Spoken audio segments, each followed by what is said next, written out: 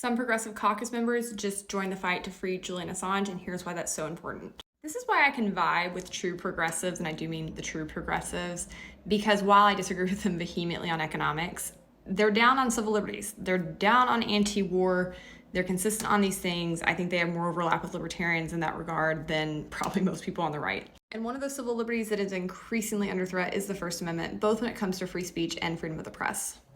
This week, Congresswoman Rashida Tlaib, along with several other progressives, including AOC, sent a letter demanding that the U.S. government end its persecution of Julian Assange.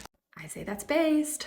If you haven't been keeping up, Julian Assange currently spends his days in a setting befitting a madman. He lives in a 6x12 cell, mostly in solitary confinement. He has limited contact outside of that. His mail is censored. Even his reading hours are heavily controlled. But Julian Assange is not a madman. The people he exposed in his journalism were. And it is for this high crime of telling the truth about powerful lunatics in our government that he has befallen this fate.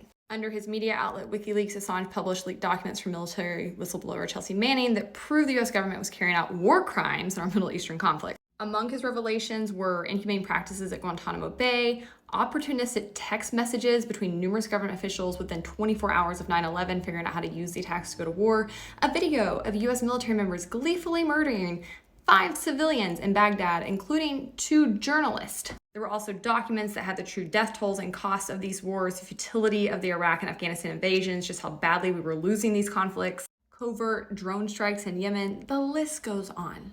So you can see why our government wants him dead, right? The truth is that throughout history, mobs, and the government is a mob, have often wanted to murder people for nothing more than telling the truth. In fact, I'd argue there's few things throughout history that have gotten more innocent people killed than the boldness to say unpopular things. And that's why our founders directly, immediately set about creating the First Amendment to protect free speech and a free press. They knew that this was vital. They knew it would always be under threat. But never think that just because something's in the Constitution, our government respects it. Hardly. The list of violations against free speech by our government are lengthy and grotesque. For some time, though, the left, because they were anti-war and they hated the Bush administration and these invasions to begin with, stood by Assange and demanded his freedom.